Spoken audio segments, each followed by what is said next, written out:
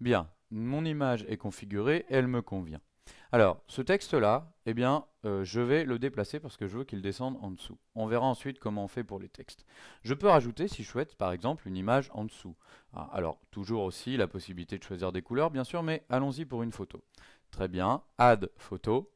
Là encore, je peux aller chercher sur Internet ou sur l'un de mes clouds, comme par exemple si j'ai un Dropbox ou dans mes Google Photos. Mais là, je vais aller chercher eh bien, une nouvelle image ici.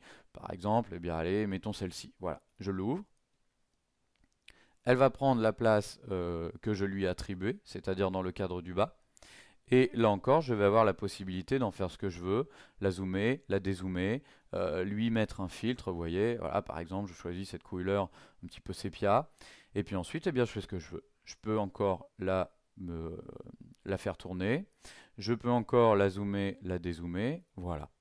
Si finalement je souhaite la déplacer, c'est pas compliqué, je la sélectionne et puis eh bien, je la passe au-dessus. Vous voyez, c'est extrêmement simple. Vous pouvez passer d'un cadre à l'autre à volonté en glissant, déposant l'image où vous voulez. Voilà très bien.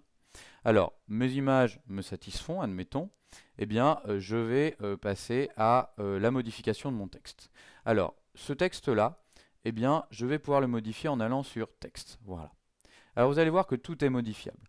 Vous avez votre texte dans un cadre, vous allez pouvoir élargir le cadre, le réduire, voilà, et puis modifier absolument tout ce que vous voulez. Alors, par exemple, là, mon texte est dans une forme avec une espèce de double flèche.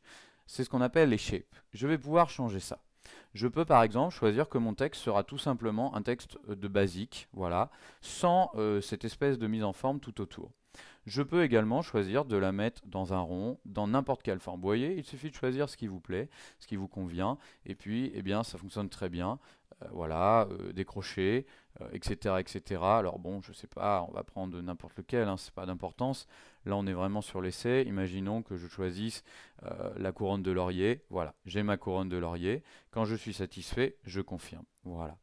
Je vais pouvoir évidemment déplacer mon texte comme je veux. Je peux le faire tourner si je le souhaite. Je peux le réduire, l'augmenter. Enfin voilà, je fais absolument ce que je veux. Si je veux modifier mon texte, eh bien il suffit que je l'édite. Voilà. Et par exemple, eh bien je sais pas, je décide par exemple finalement d'écrire un texte plus simple, la guerre. Voilà. Je change mon texte. Voilà. La guerre, très bien. Et voici un petit peu l'idée. Alors, j'ai la possibilité ensuite de changer, eh bien, évidemment, la couleur de mon texte. Alors, on me fait plusieurs propositions, vous voyez, toujours de la même manière, avec un nuancier double couleur. Plusieurs propositions à chaque fois, vous voyez. Et puis la possibilité de changer. Par exemple, admettons que, eh bien, je sais pas moi, ce nuancier me convienne, voilà, je peux modifier les couleurs. Par exemple, eh bien, voilà, je vais décider que ce vert-là ne me convient pas bien. Hop, allez, je vais aller chercher un orange, par exemple, ou un rouge. Voilà. Et puis, eh bien, si le bleu finalement ne me convient pas du tout, bah, là encore, je peux changer et faire ce que je veux. Voilà, par exemple, prendre un violet. Alors, les couleurs sont pas très heureuses, c'est pas très beau, mais enfin bon, on est sur l'exemple. Et je confirme. Je peux également changer, bien sûr, la police de caractère et choisir ce que je veux, eh bien, comme police. Voilà, je confirme. J'ai la possibilité aussi d'opérer eh bien, un réajustement de ma forme en cliquant ici sur Spacing. Vous voyez, ça vous donne des possibilités. Possibilité également de déplacer votre texte, vous voyez, sur des alignements. Alors là, par exemple, vous voyez, mon texte est écrit eh bien, côte à côte. Sinon, eh bien, je peux le réduire pour retrouver sa forme initiale. Possibilité également de jouer sur l'opacité du texte, vous voyez, en faisant comme ça, voilà un peu l'idée.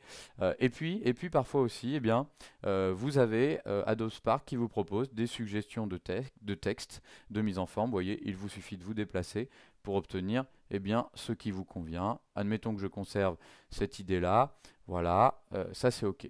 Je vais bien sûr aussi pouvoir déplacer mes cases pour en faire ce que je veux. Vous voyez là par exemple, je décide de réduire la case du milieu.